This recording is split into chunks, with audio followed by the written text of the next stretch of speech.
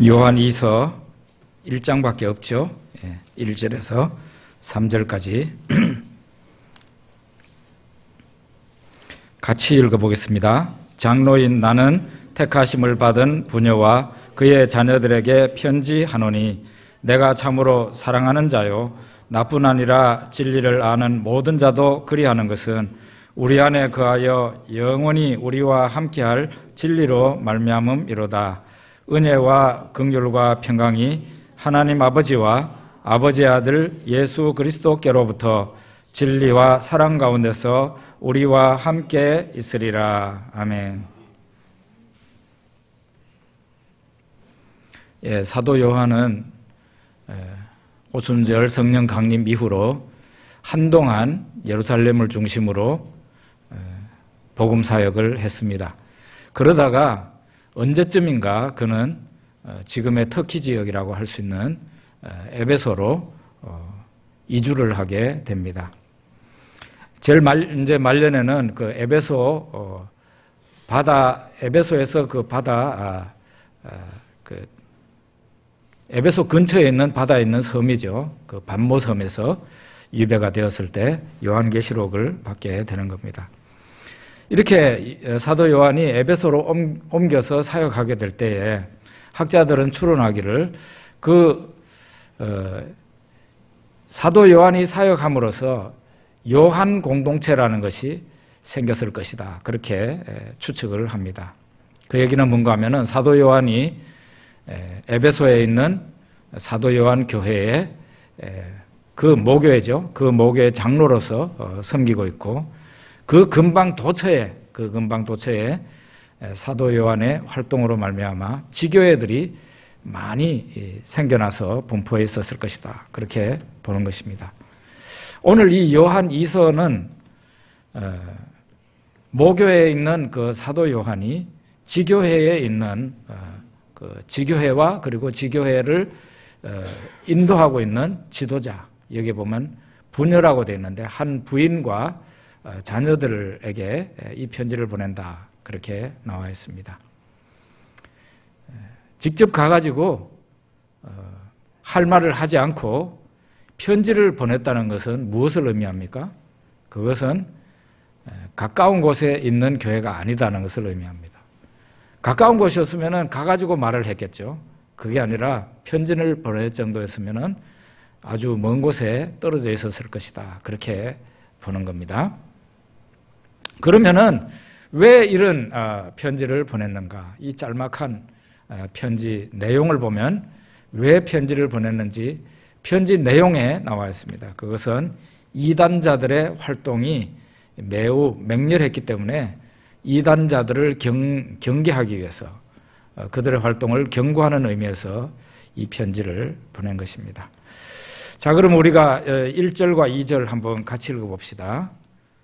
장로인 나는 택하심을 받은 부녀와 그의 자녀들에게 편지하노니 내가 참으로 사랑하는 자요 나뿐 아니라 진리를 아는 모든 자도 그리하는 것은 우리 안에 거하여 영원히 우리와 함께할 진리로 말미암음이로다. 요한 2서를 읽어보면 요한 2서에는 진리라는 말이 계속 반복해서 나오고 있습니다. 그만큼 진리에 대해서 강조를 하는 거예요. 진리를 강조하는 겁니다. 진리라는 게 뭐예요? 진리가 뭡니까? 이거는 세상 사람들에게도 세상 사람들도 똑같은 생각을 하고 있는데요.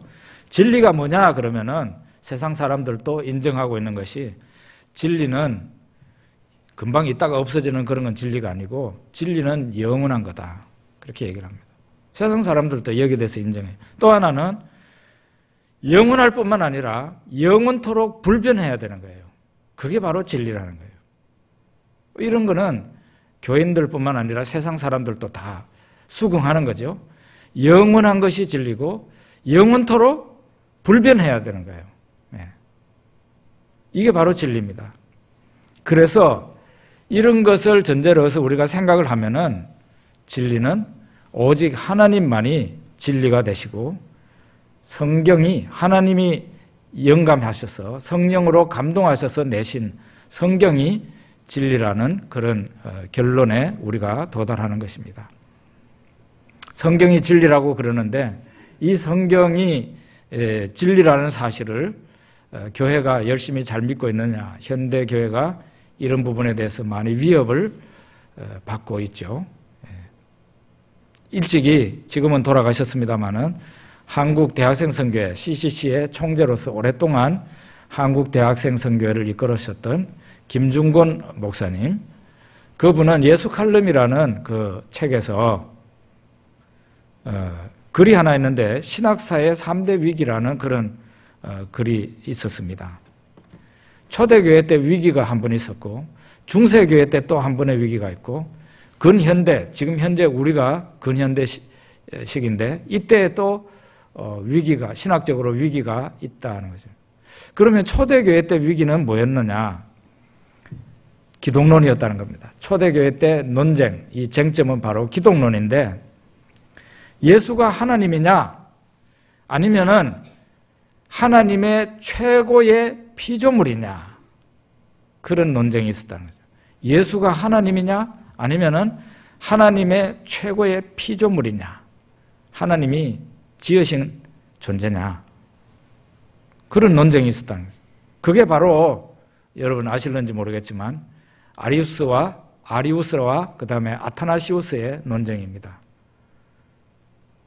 아타나시우스는 예수는 곧 하나님이다 그렇게 믿었지만 아리우스는 그렇게 믿지를 못했죠. 믿지를 않았어요. 이 위기의 시기입니다. 이 위기의 시대에 성령께서 긴급하게 개입하셔서, 교회사에 개입하셔서 이 이단을 물리치고 삼위일체 교리를 정립하도록 했습니다. 삼위일체 교리가 그래서 생겨난 거예요. 중세교회에 또 위기가 있었는데 중세교회의 쟁점은 무엇이냐? 구원론이었습니다. 구원이 믿음으로 구원을 받는 거냐 아니면은 행위로 구원을 받는 거냐, 그게 교회 안에서 논쟁이 있었어요. 사람이 구원받는 게 믿음으로 구원을 받느냐 행위로 구원받느냐. 요즘 지금 우리 한국교회 또 이 문제를 가지고 들고 일어나가지고 논쟁을 하고 있죠. 하나님의 성령은 루터를 통해서 오직 믿음으로 구원받는다는 교리를 정립합니다. 그래서 개신교라면은 교단에 관계없이, 저 가톨릭 아닙니다. 가톨릭은 개신교가 아닙니다. 개신교라면은 성경 말씀에 있는 그대로 오직 믿음으로 구원을 받는다는 부분에 대해서 다 일치하는 거예요. 중세교회에 이런 것이 구원론이었다. 근현대 신학의 쟁점, 근현대 교회가 있습니다. 지금 현재 우리가 이제 현대 교회에 속해 있는데요. 1700년 이후가 바로 근대에 들어섭니다. 지금까지 이제 근현대 교회의 쟁점은 뭐냐? 성경의 영감 문제예요. 성경의 영감 문제. 성경의 영감. 성경이 하나님의 말씀이냐? 아니면은 내용상 잘못된 것이 있느냐? 그런 싸움이에요. 성경이 하나님의 말씀이라면은 잘못된 것이 하나도 없어야 되고, 하나님 말씀이 아니라면은 성경 안에도 잘못된 것이 있다, 이렇게 생각해야 안 되겠어요? 이런 논쟁이 있는 것입니다. 사탄은 일찍이 에덴 동산에서 최초이면서도 최고의 전술을 사용을 했습니다. 그게 뭔가 하면은 하와에게 하나님의 말씀을 의심하게 한 것이에요. 하나님의 말씀을 의심하게 했어요. 그래서 그를 잡아뜨린 거죠.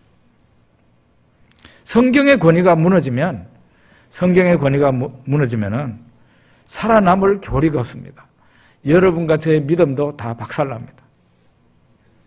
사탄은 이 시대에 현대신학을 오염시켜서 성경의 권위를 무너뜨리고 있습니다. 여러분들이 나중에 하늘나라 가시게 되면 이 정목사와 포항성안교회의 교인이 된 것을 감사할 날이 분명히 있을 겁니다. 그것은 이 교회가 다른 어떤 교회와는 달리 성경에 1.1획도 잘못된 것이 없는 완전한 한 글자 한 글자가 영감이 된 하나님의 말씀이다 하는 것을 철저히 믿는 그런 보수적인 교회이기 때문에 그렇습니다. 여러분들이 반드시 감사를 하게 될 거예요. 왜냐하면 저도 항상 감사하는 게 그거예요. 내가 어쩌다가 나를 인도하는 사람도 없었는데 내가 이렇게 성경을 그대로 믿는 그런 보수적인 신앙을 갖게 되는 거예요. 그걸 항상 감사하고 있어요. 예, 이와 같이 우리가 믿는 바는 뭡니까? 우리가 믿고 있는 것은 뭔가 하면 하나님은 영원한 진리다는 거예요. 그리고 하나님이 성령으로 감동하셔서 내신, 기록하게 하신 성경도 영원한 진리라는 것이에요. 이 진리가 중요하다는 것을 요한 2서가 지금 말하고 있는 겁니다.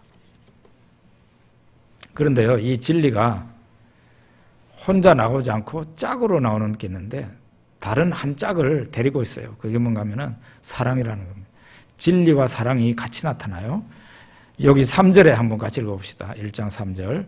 은혜와 긍휼과 평강이 하나님 아버지와 아버지의 아들 예수 그리스도께로부터 진리와 사랑 가운데서 우리와 함께 있으리라. 여기 보면 진리가 사랑과 짝을 이루어서 나타나고 있어요. 진리는 뭐겠어요? 진리는 우리가 믿는 도리입니다. 우리는 그 영원한 하나님과 하나님이 내신 성경 말씀을 진리로 붙잡고 믿고 있는 겁니다. 사랑은 뭐겠어요? 믿음의 실천이에요. 우리가 믿는 그 믿음을 삶 속에서 실천하는 겁니다. 그래서 이 믿음, 이 진리라는 것은 반드시 사랑과 같이 있어야 돼요. 네. 여기에 보면은 은혜와 긍휼과 평강이 하나님 아버지와 아버지의 아들 예수 그리스도께로부터 진리와 사랑 가운데 우리와 함께 있으리라. 이렇게 말을 하고 있어요. 은혜와 긍휼과 평강이 어디로부터 오느냐? 하나님 아버지와 예수 그리스도께로부터 온다. 그래서 은혜와 긍휼과 평강이 하나님 아버지와 예수 그리스도로부터 우리에게 온다는 거예요. 그런데 이 은혜와 긍휼과 평강을 우리가 받으려면은 그릇이 준비되어 있어야 되는데 그 그릇이 바로 진리와 사랑입니다. 진리와 사랑이라는 그릇을 우리가 받들고 있을 때 그 안에 하나님의 은혜와 긍휼과 평강이 그 그릇 안에 담기는 거예요. 하나님의 은혜와 긍휼과 평강은 하나님에게서 나오고 예수님에게서 나오지만 그것을 이 세상에서 지금 받지 못하고 있는 사람이 많잖아요. 하나님에게서는 은혜와 긍휼과 평강이 계속 흘러나오고 있어요. 그런데 그것을 받는 사람들은 따로 있는데 어떤 사람들이 받느냐?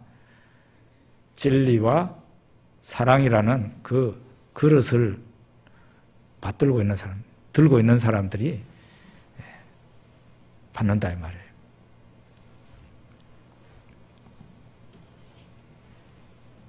사마리아 우물가에 예수님이 가셨습니다.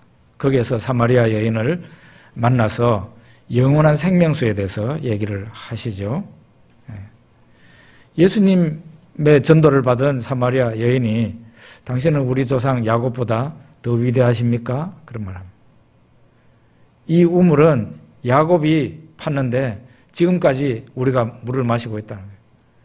예수님 당시에 그 우물이 몇 년 지난 우물이겠습니까? 야곱이 처음 팠다는데 1800년 된 우물이었어요. 예수님으로부터 1800년 전에 야곱이 그 우물을 판 거라고요. 1800년 동안 그 우물이 나오고 있었어요. 그러면 지금 가면은 그 우물이 나오고 있겠습니까? 당연히 이 우물이 나오고 있어요. 예. 3800년 된 우물이 지금 이스라엘 땅에 가면 있는 겁니다. 이 우물이라는 게요, 우물이라는 게 아무데나 땅을 판다고 우물이 되는 게 아니에요. 예? 물이 나오는 곳에 파들어가야 되고, 그것도 못 먹을 물이 참 많이 있어요. 굉장히 사람 몸에 좋고 또 맛이 좋은 그런 우물을 찾아서, 그런 물을 찾아서 우물을 판다는 것은 정말 그 복권에 당첨되는 것하고 비슷한 확률입니다. 굉장히 어렵습니다. 쉬운 일이 아니에요. 우리 예수님 그리고 하나님 아버지는 이 영원한 생명수를 내시는 그런 분이신데, 바로 하나님의 은혜와 긍휼과 평강이 우리에게서 계속해서 흘러서 생명수의 역할을 하는 것이죠. 그런데 이 은혜와 긍휼과 평강이라는 이 좋은 것이 하나님에게로부터 나오지만은 아까도 말씀드린 것처럼 그릇이 준비되어야 되는데, 진리와 사랑이라는 그릇이 제대로 준비되지 않은 사람은 그거를 받을 수가 없다는 거예요. 이 세상에는 진리와 사랑에서 거리가 먼 사람들이 있습니다. 그 대표적인 사람들이 오늘 이 요한 2서에 나오는데요. 바로 적그리스도들입니다. 그 사람들은 어떤 사람들? 이단들이죠. 이단들. 이단을 적그리스도라고 그러는 겁니다. 이 사람들은 어떤 사람들? 진리와 사랑에서 거리가 먼 사람들이에요. 뿐만 아니라 우리로 하여금, 예수님 잘 믿는 우리로 하여금 진리와 사랑으로부터 떨어지게 만드는 그런 사람들이 바로 이단들이다. 적그리스도라는 거예요. 거기 7절에 우리 같이 한번 읽어봅시다. 7절. 미혹하는 자가 세상에 많이 나왔나니 이는 예수 그리스도께서 육체로 오심을 부인하는 자라. 이런 자가 미혹하는 자요 적그리스도니. 초대교회 때 바로 이런 이단이 많이 나타났어요. 뭔가 하면은 예수 그리스도께서 이 세상에 육체로 오신 것을 부인한, 다른 말을 하면은 하나님의 아들이 사람이 되어서 이 세상에 오셨다. 하나님의 아들이 저 베들레헴 말구육간에서 탄생하시고 이 세상에 33년간 사신 것을, 그리고 십자가에서 고난당하고 죽으신 것을 부인하는 사람들이죠. 이 사람들이 바로 이단이고 적그리스도라는 거예요.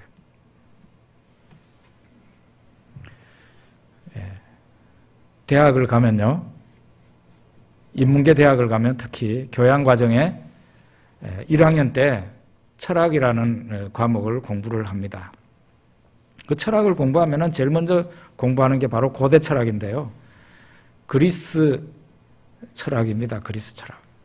그 그리스 철학에 소크라테스나 플라톤 철학을 공부를 합니다.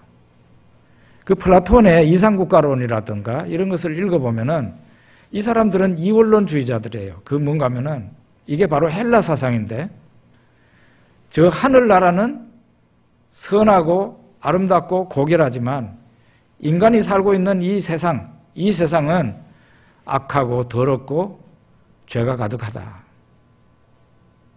사람의 영혼은 고결하고 순수하고 아름답지만 사람의 육체는 더럽고 추하고 죄스럽다. 그렇게 헬라 철학은 그런 사상을 가지고 있었어요. 그러니까 이 사람들은 구원이라는 것을 어떻게 생각하는 거냐면, 영혼이, 사람의 그 고결한 영혼이 육체라는 감옥에 가두어져 있는 걸로 생각을 했어요. 구원을 어떻게 설명했겠어요? 빨리 이 감옥에서 탈출하는 게 구원이라고 생각했어요. 그리고 이 세상은 죄스럽고 더럽고 악하니까 이 세상이라는 감옥에서 탈출해가지고 저 이데아의 세계, 이상세계, 곧 다른 말로 하면 하늘나라에 빨리 가는 게 구원이다. 그렇게 가르쳤어요. 이런 얘기를 들으니까 뭐가 생각나십니까? 불교 교리가 생각나시죠? 바로 불교 교리가 그런 겁니다. 저는 공부를 하면서 참 의문스러웠어요. 불교는 인도에서 나왔는데, 인도라는 땅에서 나왔는데, 어떻게 저 그리스 지역하고 거리가 굉장히 먼데도 어떻게 그리스 철학하고 불교 철학하고 너무 비슷하다 그랬는데, 역사를 공부해 보니까 알겠더라고요. 그 인도에 지금 현재 살고 있는 사람들이 저 그리스 있는 쪽에서 고대에 이동해 온 사람들이에요. 이동해 온 사람들. 그러니까 그 사상이 불교 사상이나 그리스 철학이나 매우 흡사한 겁니다. 그래서 불교는 우리식으로 말하자면 구원받기 위해서 어떻게 합니까? 가정을 이루었던 사람도 출가를 해야 되는 거예요. 이 가정은 그들의 구원을 방해하는 감옥인 것입니다. 그러니까 나가는 거예요. 그리고 그들이 화장을 한 이유는 요즘은 화장이 좀 다른 의미를 가지게 됐습니다만은 육체를 부인하는 것이에요. 이렇게 해가지고 이 세상에서 빨리 떠나는 것만이 구원을 받는 길이다. 빨리 이 영혼이 육체에서 빠져나가야 구원을 받는 거다. 그렇게 말해요. 성경은 육체를 죄스러운 것이라고 그렇게 무조건 얘기하지는 않아요. 육체는 돈과 같아요.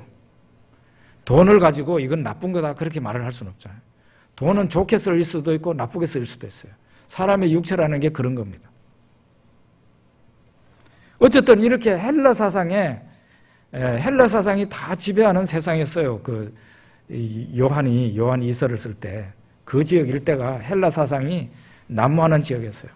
그 지역에 있는 사람들이 복음을 들을 때 어떻게 들었는가 하면은 헬라 사상을 버리고 복음을 그대로 받아들였으면 그런 일이 없을 텐데 헬라 사상은 헬라 사상대로 믿고 예수님 복음을 받아들였어요. 그러니까 이 사람들에게 어떤 일이 일어났느냐. 이단이 된 거예요. 이 사람들이 이단이 됐어요.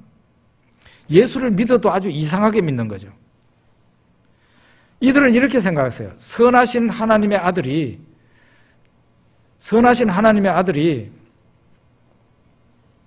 육체를 입을 쓸 리가 없다고 생각한 거죠. 왜냐하면 육체는 죄스럽고 악한 것이니까. 하나님의 아들이 왜 쓸데없이 육체를 입게 사람이 되겠냐는 거예요. 그거는 그들의 세계관이나 사상으로는 이해를 못한 것이죠.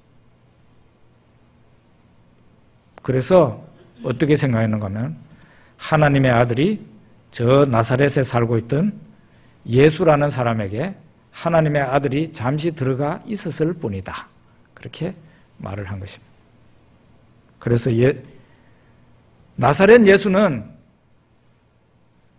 채찍도 맞고 피를 흘리고 죽었지만 나사렛 예수의 육체를 사용하고 있는 그 하나님의 아들은 전혀 고통도 안 당하고 죽지도 않았다. 이렇게 가르친 겁니다. 여러분, 이게 바로 초대교회의 이단인 영지주의, 노스틱 이단입니다. 여러분, 그 사람들도 상당히 논리적으로 대단한 그 논리 체계를 가지고 있죠. 저 신천지도 그렇습니다. 왜 멀쩡한 사람들이 신천지 가가지고 거기에 교인이 되겠어요? 예? 거기에 있다가 빠져나온 사람들 얘기를 들어보면요. 그 중에는 심지어 전도사들도 있더라고요. 그런 얘기 경고를 해요. 나는 이단에 안 빠진다는 그런 확신을 갖고 있던 사람들도 거기에 빠진대요. 왜 그러냐? 그들 나름대로 성경을 잘 꿰맞춘다는 거예요. 그런데 어떻습니까? 하나님의 아들과 나사렛 예수를 분리시킬 수 있을까요? 아닙니다. 이사야서 6장에 뭐라고 말을 합니까? 이사야서 6장과 9장에서 이는 우리에게 한 아들이 태어났는데 그 아들이 전능하신 하나님이라 영존하시는 아버지라 평강의 왕이라 할 것이라 그랬죠. 그 아기가 하나님이라는 거예요. 마태복음 1장에서 뭐라고 말을 합니까? 임마누엘이라고 합니다. 보라 처녀가 잉태하여 아들을 낳을 것이요 그 이름을 임마누엘이라 하는 거예요. 하나님이라는 거죠. 하나님. 성경 곳곳에서 예수가 곧 하나님이심을 증거하고 있습니다. 이것을 그대로 믿지 않으면은 그 사람은 이단에게 끌려가거나 아니면은 이단자가 되기 쉬운 것이죠. 이단자들의 특징이 있습니다. 여기 1장 9절에 보면은 한번 같이 읽어봅시다.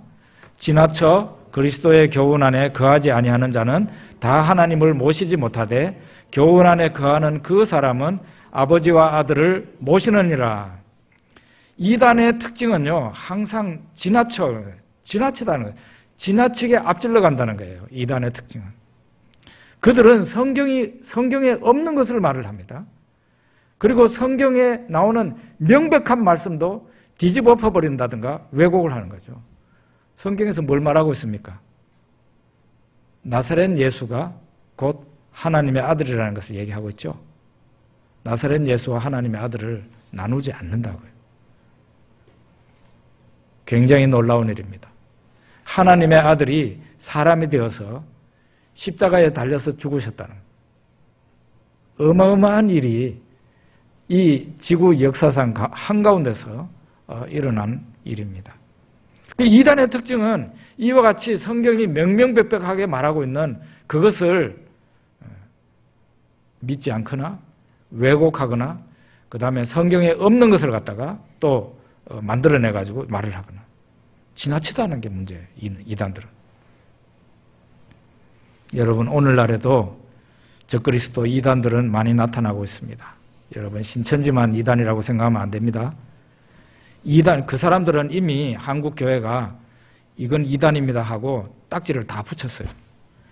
문제는 딱지가 안 붙은 이단들이 문제예요.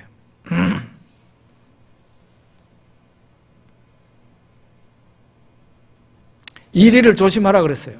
양의 가죽을 덮어쓰고 있는 이리를 조심하라 그랬어요. 이거는 이단이다고 딱 그냥 이미 전국 방방곡곡에 다 게시가 되어 있어요. 그런 이단에 들어가는 사람은 정말 바보죠. 그런데 양의 가죽을 덮어쓰고 있는 이리는 어떻습니까?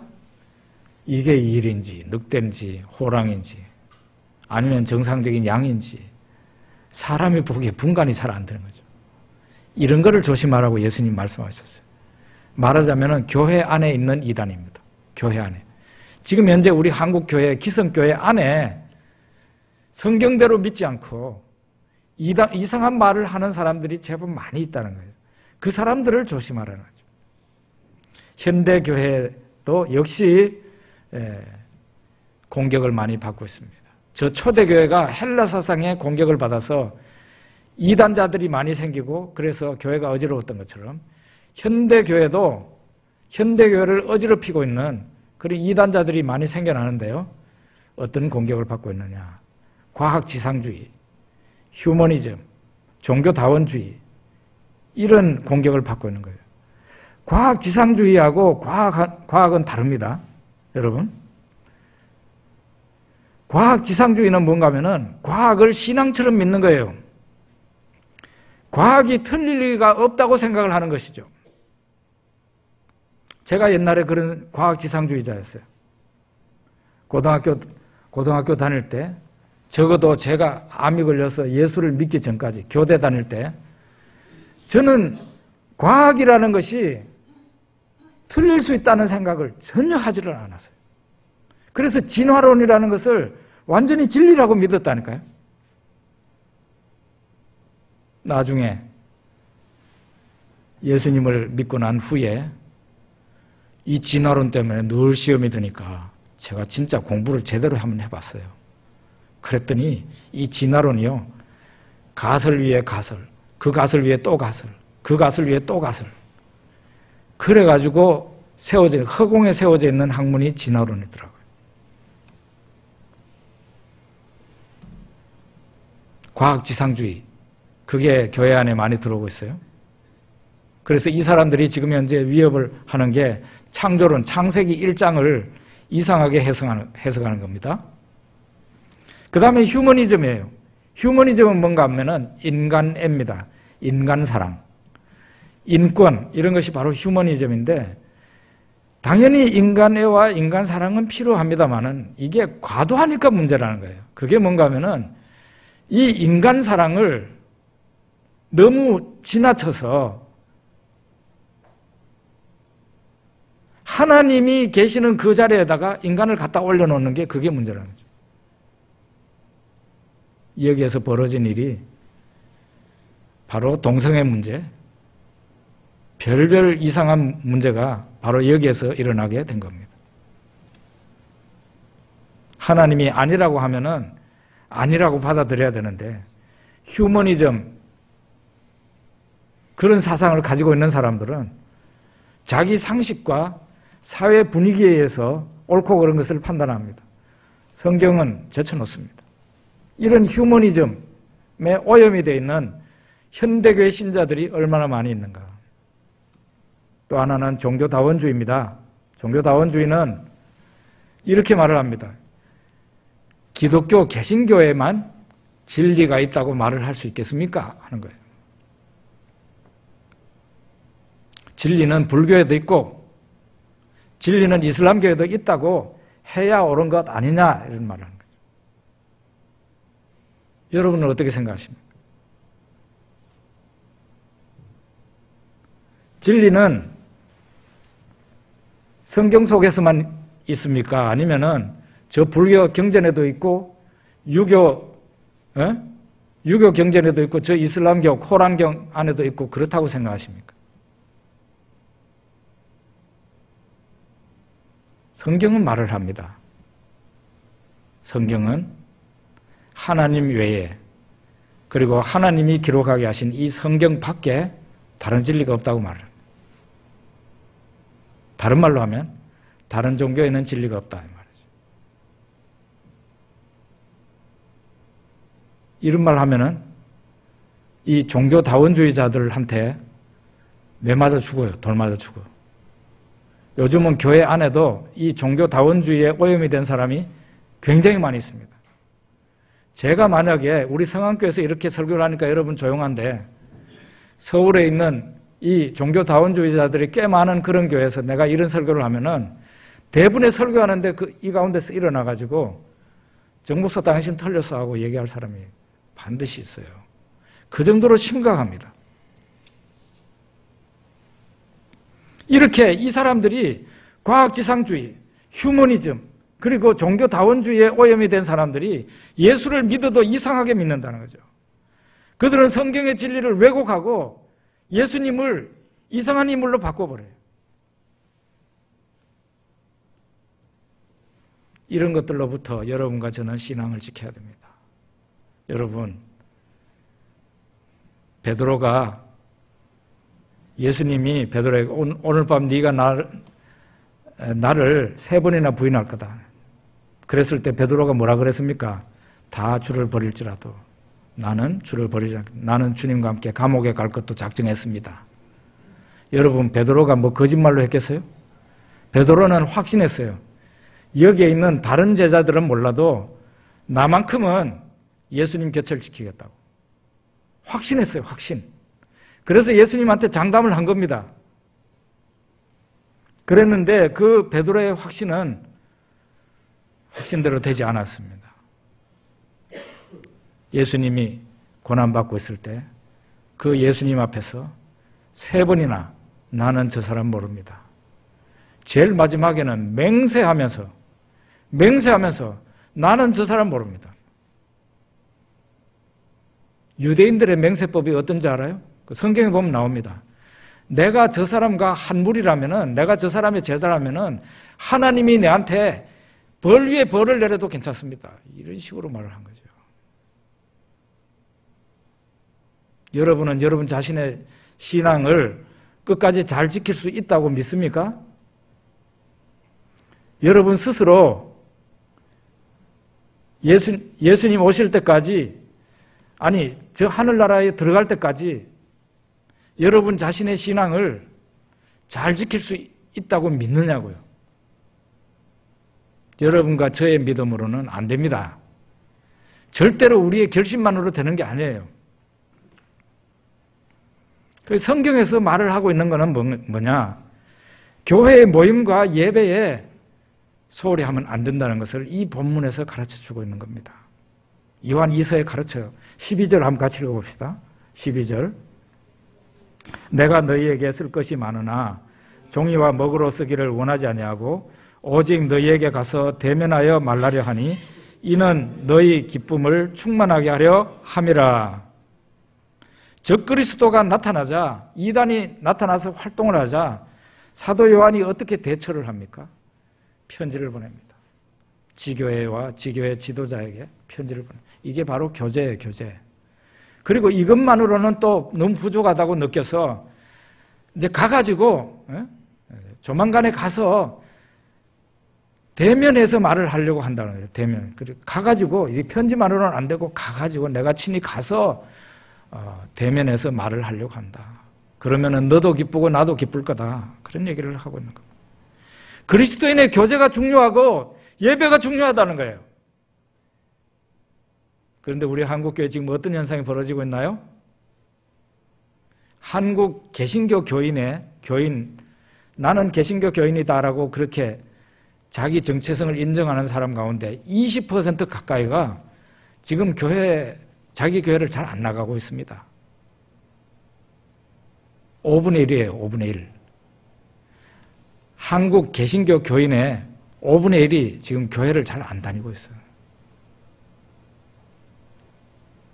그래서 우리가 그들을 가나안 교인이라고 그러는 거예요. 가나안 교인. 가나안 교인 거꾸로 뒤집어서 말하면 안 나가가 되는 거죠. 안 나가. 교회 안 나가. 뭔가 교회에 실망한 것이 많았겠죠. 그런데 실망한 것이 많으면은 처음 자기가 등록해 놓은 교회에 못 나가면은 어쨌든 자기 신앙을 도와줄 수 있는 다른 교회라도 선택을 해서 거기에 적을 올리고 열심히 예배 출석하고 성도들과 교제를 해야 되는 거예요. 지금 사도 요한이 적그리스도를 대처하는 방법이 바로 그거예요. 이단은 양떼를 잡아먹는 이리와 같습니다. 이리는 그 연약한 양들이지만 같이 뭉쳐있는 양들을 공격하지는 않아요. 뭐 공격해봤자 소용이 없어요. 이리가 항상 노리는 먹잇감은 혼자 떨어져 있는 양입니다. 혼자 떨어져 있는 양. 그것도 약한 양입니다. 약한 양. 사탄은 이단을 통해서 혼자 있는 기독교인들을 갖다가 잡아먹는 것이죠.